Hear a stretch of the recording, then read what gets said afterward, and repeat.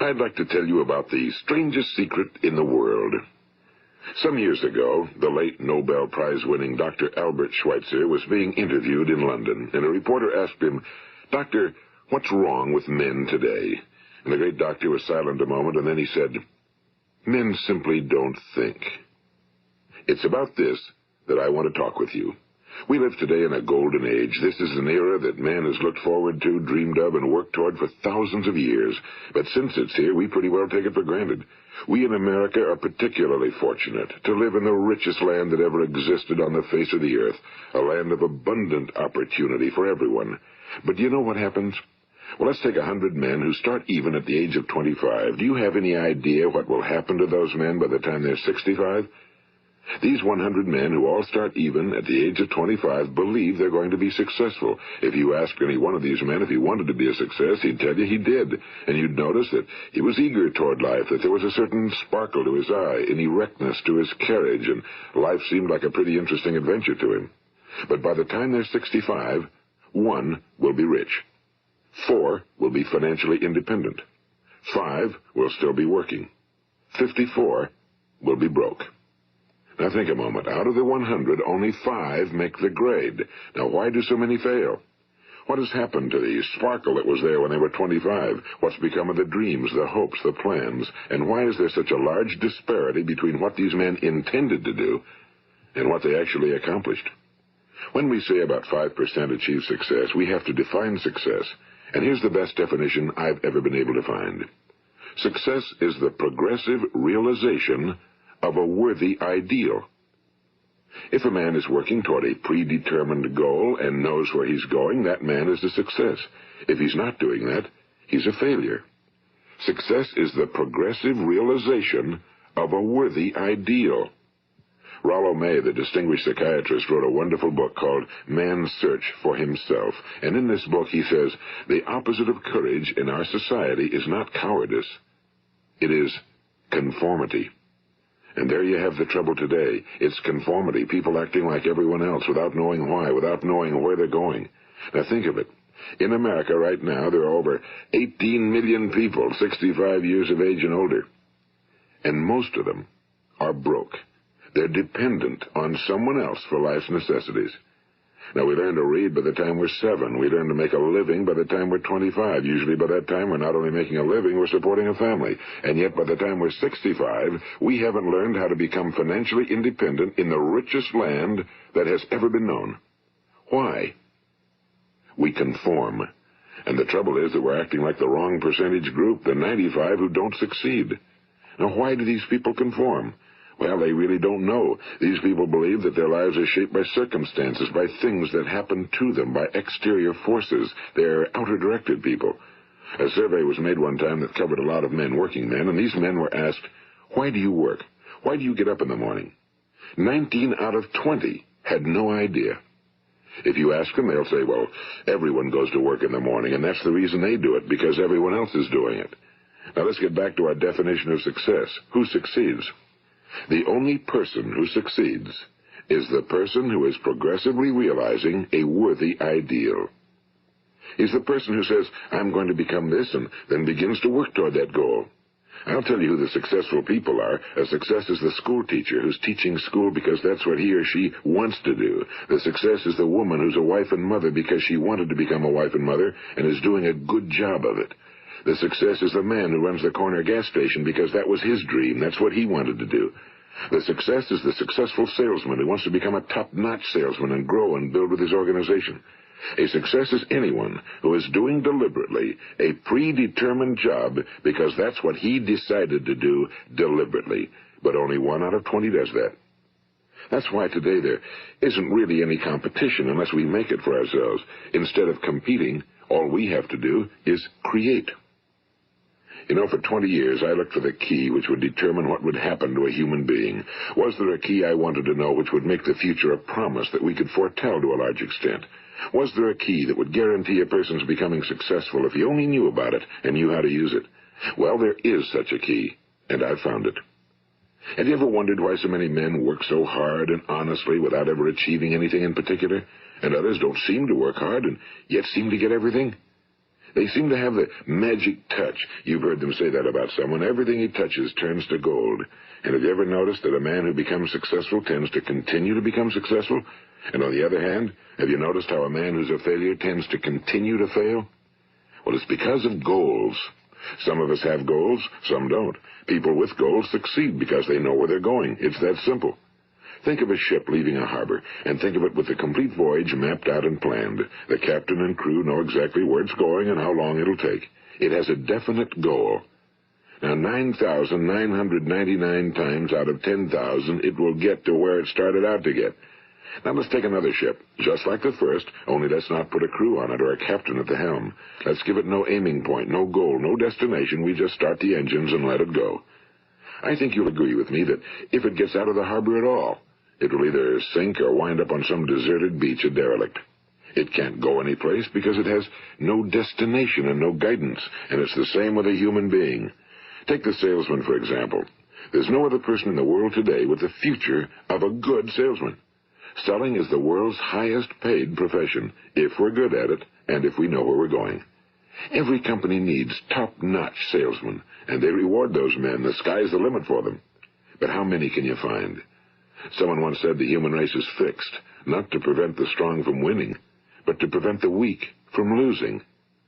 The American economy today can be likened to a convoy in time of war. The entire economy is slowed down to protect its weakest link, just as the convoy had to go at the speed that would permit its slowest vessel to remain in formation. That's why it's so easy to make a living today. It takes no particular brains or talent to make a living and support a family today. So we have a plateau of so-called security, if that's what a person's looking for. But we do have to decide how high above this plateau we want to aim. Now let's get back to the strangest secret in the world, the story that I wanted to tell you today. Why do men with goals succeed in life and men without them fail? Well, let me tell you something which, if you really understand it, will alter your life immediately.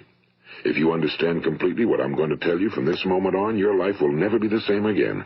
You will suddenly find that good luck just seems to be attracted to you. The things you want just seem to fall in line, and from now on you won't have the problems, the worries, the gnawing lump of anxiety that perhaps you've experienced before. Doubt, fear, well, they'll be things of the past. Here's the key to success and the key to failure. We become what we think about. Now let me say that again. We become what we think about. Throughout all history, the great wise men and teachers, philosophers and prophets have disagreed with one another on many different things. It's only on this one point that they are in complete and unanimous agreement.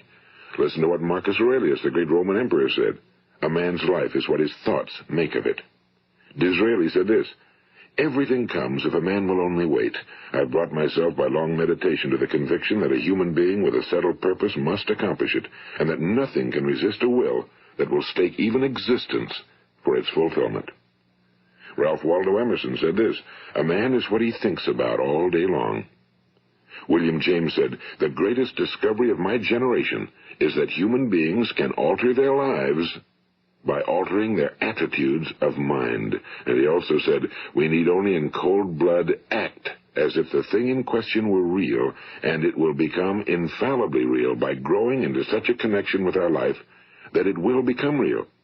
It will become so knit with habit and emotion that our interest in it will be those which characterize belief. And he also said, if you only care enough for a result, you will almost certainly attain it. If you wish to be rich, you will be rich.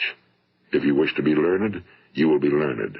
If you wish to be good, you will be good. Only you must then really wish these things and wish them exclusively, and not wish at the same time 100 other incompatible things just as strongly. In the Bible, you read in Mark 9:23, if thou canst believe, all things are possible to him that believeth. My old friend Dr. Norman Vincent Peale put it this way, this is one of the greatest laws in the universe. Fervently do I wish I had discovered it as a very young man. It dawned upon me much later in life, and I found it to be one of the greatest, if not my greatest discovery outside of my relationship to God. The great law, briefly and simply stated, is that if you think in negative terms, you will get negative results. If you think in positive terms, you will achieve positive results. That is the simple fact, he went on to say, which is at the basis of an astonishing law of prosperity and success. In 3 words, believe and succeed. William Shakespeare put it this way: our doubts are traitors and make us lose the good we oft might win by fearing to attempt. George Bernard Shaw said, people are always blaming their circumstances for what they are. I don't believe in circumstances. The people who get on in this world are the people who get up and look for the circumstances they want, and if they can't find them, make them. Well, it's pretty apparent, isn't it? And every person who discovered this for a while believed that he was the first one to work it out. We become what we think about. Now, it stands to reason that a person who's thinking about a concrete and worthwhile goal is going to reach it, because that's what he's thinking about, and we become what we think about. Conversely, the man who has no goal, who doesn't know where he's going, and whose thoughts must therefore be thoughts of confusion and anxiety and fear and worry, becomes what he thinks about. His life becomes one of frustration and fear and anxiety and worry. And if he thinks about nothing, he becomes nothing. Now, how does it work? Why do we become what we think about? Well, I'll tell you how it works as far as we know. Now, to do this, I want to tell you about a situation that parallels the human mind. Suppose a farmer has some land, and it's good fertile land. Now, the land gives the farmer a choice. He may plant in that land whatever he chooses. The land doesn't care. It's up to the farmer to make the decision. Now, remember, we're comparing the human mind with the land because the mind, like the land, doesn't care what you plant in it. It will return what you plant, but it doesn't care what you plant. Now, let's say that the farmer has 2 seeds in his hand. One is a seed of corn. The other is nightshade, a deadly poison. He digs 2 little holes in the earth, and he plants both seeds, one corn, the other nightshade. He covers up the holes, waters, and takes care of the land, and what will happen? Invariably, the land will return what's planted. As it's written in the Bible, as ye sow, so shall ye reap. Now remember, the land doesn't care. It'll return poison in just as wonderful abundance as it will corn. So up come the 2 plants, one corn, one poison. Now, the human mind is far more fertile, far more incredible and mysterious than the land, but it works the same way. It doesn't care what we plant. Success, failure. A concrete, worthwhile goal, or confusion. Misunderstanding, fear, anxiety, and so on. But what we plant, it must return to us. You see, the human mind is the last great unexplored continent on Earth. It contains riches beyond our wildest dreams. It will return anything we want to plant. Now, you might say, well, if that's true, why don't people use their minds more? Well, I think they figured out an answer to that one, too. Our mind comes as standard equipment at birth. It's free, and things that are given to us for nothing we place little value on. Things that we pay money for, we value. The paradox is that exactly the reverse is true. Everything that's really worthwhile in life came to us free. Our minds, our souls, our bodies, our hopes, our dreams, our ambitions, our intelligence, our love of family and children and friends and country, all these priceless possessions are free. But the things that cost us money are actually very cheap and can be replaced at any time. A good man can be completely wiped out and make another fortune. He can do that several times. Even if our home burns down, we can rebuild it. But the things we got for nothing, we can never replace. The human mind isn't used because we take it for granted. Familiarity breeds contempt. It can do any kind of job we assign to it, but generally speaking, we use it for little jobs instead of big, important ones. Universities have proved that most of us are operating on about 10% or less of our abilities. So decide now, what is it you want? Plant your goal in your mind. It's the most important decision you'll ever make in your entire life. What is it you want? Do you want to be an outstanding salesman? A better worker at your particular job? Do you want to go places in your company, in your community? Do you want to get rich? All you've got to do is plant that seed in your mind, care for it, work steadily toward your goal, and it will become a reality. It not only will, there's no way that it cannot.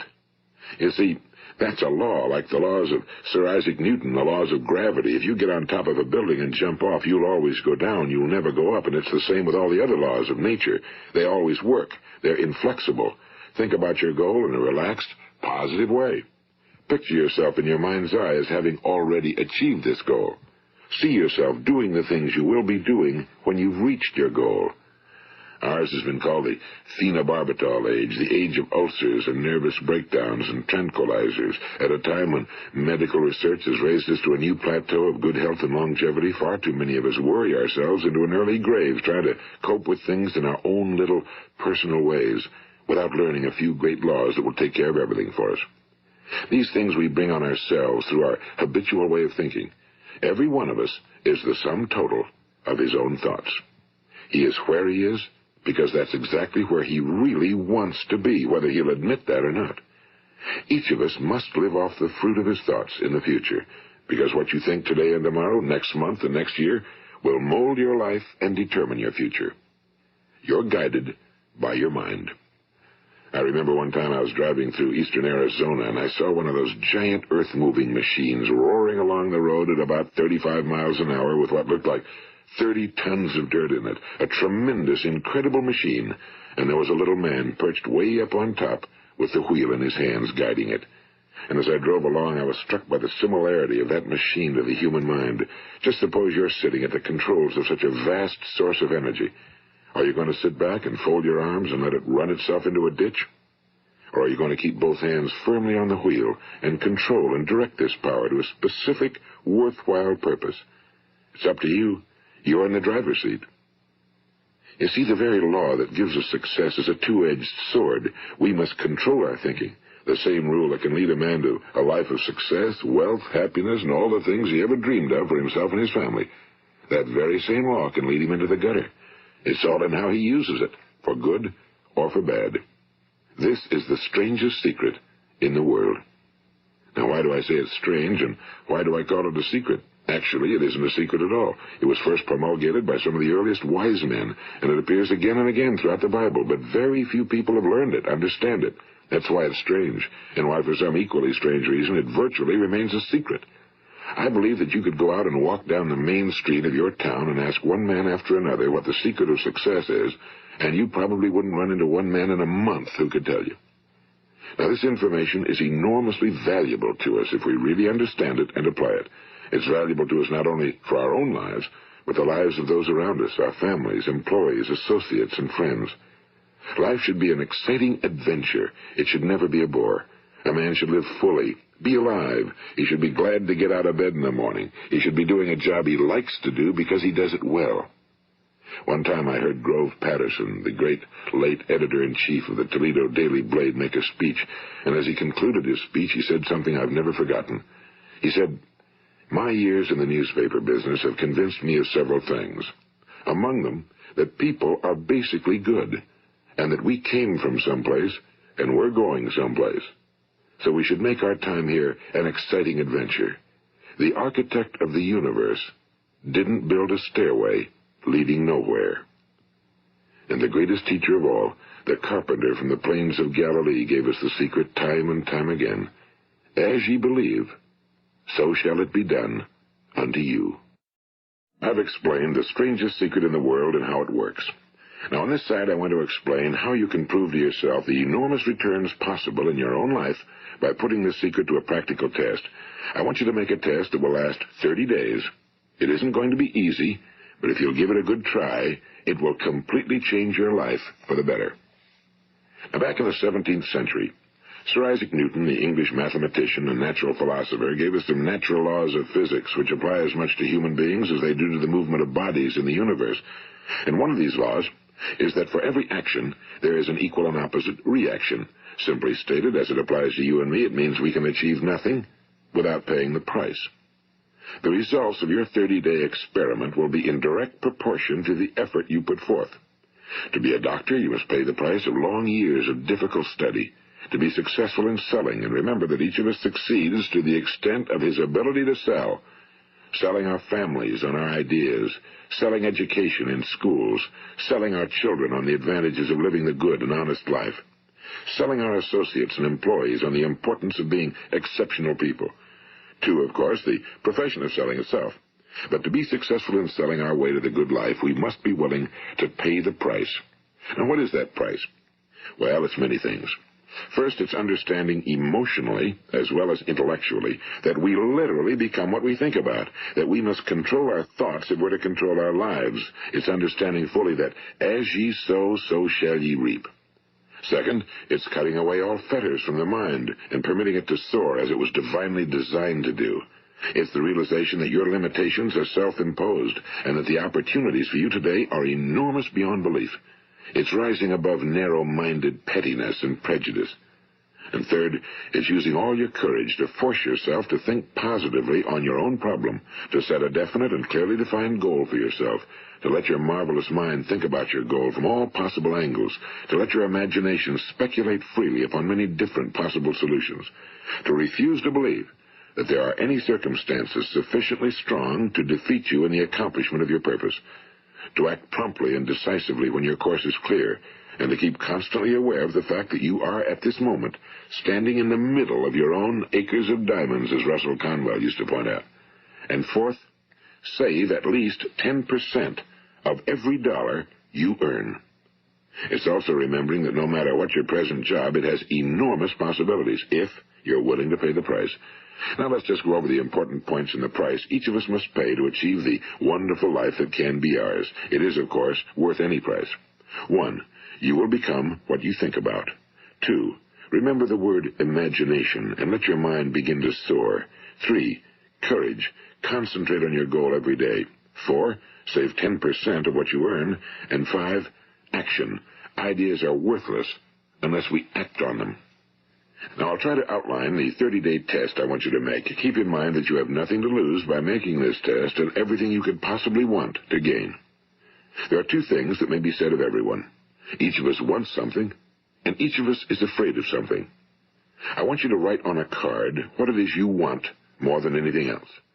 It may be more money. Perhaps you'd like to double your income or make a specific amount of money. It may be a beautiful home. It may be success at your job. It may be a particular position in life. It could be a more harmonious family. Each of us wants something. Now write down on your card specifically what it is you want. Make sure it's a single goal and clearly defined. You needn't show it to anyone, but carry it with you so that you can look at it several times a day. Think about it in a cheerful, relaxed, positive way each morning when you get up, and immediately you have something to work for, something to get out of bed for, something to live for. Look at it every chance you get during the day and just before going to bed at night. And as you look at it, remember that you must become what you think about, and since you're thinking about your goal, you realize that soon it will be yours. In fact, it's yours really the moment you write it down and begin to think about it. Look at the abundance all around you as you go about your daily business. You have as much right to this abundance as any other living creature. It's yours for the asking. Now we come to the difficult part. Difficult because it means the formation of what is probably a brand new habit, and new habits are not easily formed. Once formed, however, it will follow you for the rest of your life. Stop thinking about what it is you fear.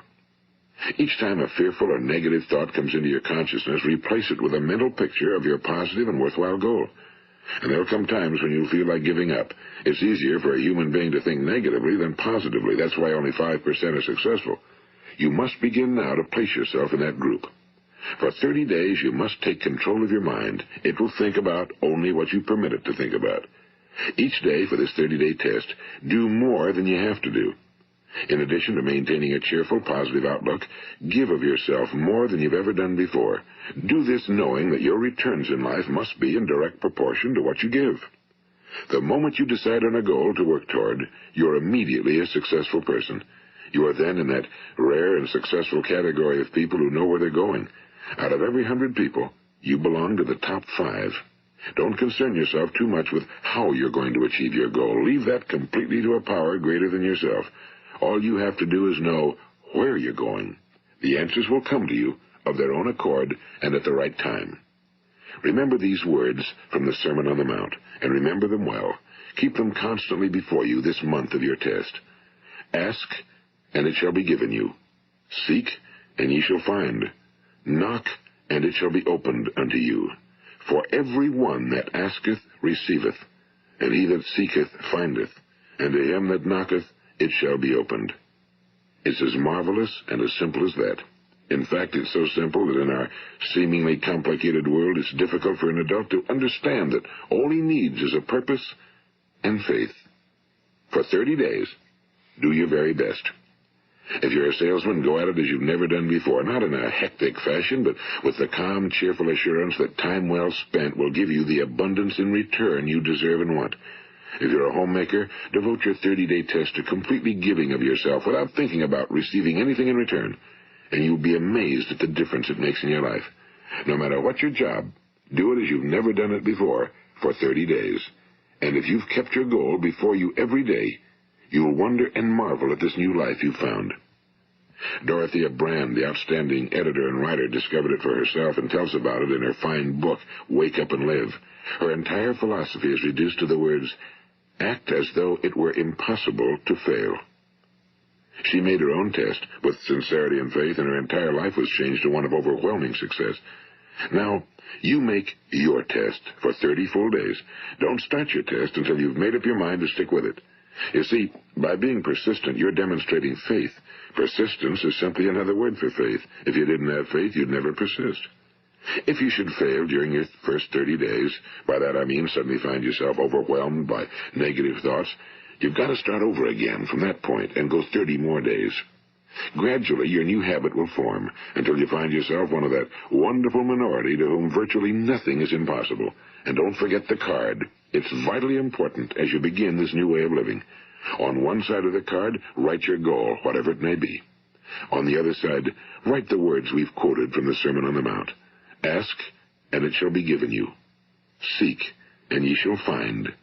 Knock, and it shall be opened unto you. Nothing great was ever accomplished without inspiration. See that during these crucial first 30 days, your own inspiration is kept at a peak. And above all, don't worry. Worry brings fear, and fear is crippling. The only thing that can cause you to worry during your test is trying to do it all yourself. Know that all you have to do is hold your goal before you. Everything else will take care of itself. Remember also to keep calm and cheerful. Don't let petty things annoy you and get you off course. Now, since making this test is difficult, some will say, why should I bother? Well, look at the alternative. No one wants to be a failure. No one really wants to be a mediocre individual. No one wants a life constantly filled with worry and fear and frustration. Therefore, remember that you must reap that which you sow. If you sow negative thoughts, your life will be filled with negative things. If you sow positive thoughts, your life will be cheerful, successful, and positive. Now, gradually, you'll have a tendency to forget what you've heard on this recording. Play it often. Keep reminding yourself of what you must do to form this new habit. Gather your whole family around at regular intervals and listen to what's been said here. You know, most men will tell you that they want to make money without understanding the law.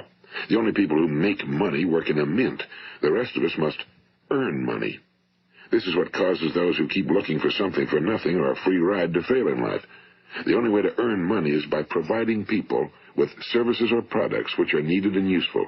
We exchange our time and our product or service for the other man's money. Therefore, the law is that our financial return will be in direct proportion to our service. Now, success is not the result of making money. Making money is the result of success, and success is in direct proportion to our service. Most people have this law backwards. They believe that you're successful if you earn a lot of money. The truth is that you can only earn money after you're successful. It's like the story of the man who sat in front of the stove and said to it, give me heat, and then I'll add the wood. How many men and women do you know, or do you suppose there are today, who take the same attitude toward life? There are millions. We've got to put the fuel in before we can expect heat. Likewise, we've got to be of service first before we can expect money. Don't concern yourself with the money. Be of service, build, work, dream, create. Do this, and you'll find there's no limit to the prosperity and abundance that will come to you. Prosperity, you know, is founded upon a law of mutual exchange. Any person who contributes to prosperity must prosper in turn himself. Sometimes the return will not come from those you serve, but it must come to you from someplace, because that's the law. For every action, there is an equal and opposite reaction. As you go daily through your 30-day test period, remember that your success will always be measured by the quality and quantity of service you render, and money is a yardstick for measuring this service. No man can get rich himself unless he enriches others. Now, there are no exceptions to a law. You can drive down any street in America and from your car estimate the service that's being rendered by the people living on that street. Had you ever thought of this yardstick before? It's interesting. Some, like ministers and priests and other devoted people, measure their returns in the realm of the spiritual, but again, their returns are equal to their service. Once this law is fully understood, any thinking person can tell his own fortune. If he wants more, he must be of more service to those from whom he receives his return. If he wants less, he has only to reduce his service. This is the price you must pay for what you want. If you believe you can enrich yourself by deluding others, you can end only by deluding yourself. It may take some time, but just as surely as you breathe, you'll get back what you put out. Don't ever make the mistake of thinking you can avert this. It's impossible. The prisons and the streets where the lonely walk are filled with people who tried to make new laws just for themselves. We may avoid the laws of man for a while, but there are greater laws that cannot be broken. An outstanding medical doctor recently pointed out 6 steps that will help you realize success. 1. Set yourself a definite goal. 2. Quit running yourself down. 3. Stop thinking of all the reasons why you cannot be successful and instead think of all the reasons why you can. 4. Trace your attitudes back through your childhood and try to discover where you first got the idea you couldn't be successful, if that's the way you've been thinking. 5. Change the image you have of yourself by writing out a description of the person you would like to be. And 6. Act the part of the successful person you have decided to become. The doctor who wrote those words is a noted West Coast psychiatrist, Dr. David Harold Fink. Do what the experts since the dawn of recorded history have told you must do. Pay the price by becoming the person you want to become. It's not nearly as difficult as living unsuccessfully. Make your 30-day test, then repeat it again, and each time it will become more a part of you until you'll wonder how you could ever have lived any other way. Live this new way, and the floodgates of abundance will open and pour over you more riches than you may have dreamed existed. Money? Yes, lots of it. But what's more important, you'll have peace. You'll be in that wonderful minority who lead calm, cheerful, successful lives. Start today. You have nothing to lose, but you have a whole life to win. This is Earl Nightingale, and thank you.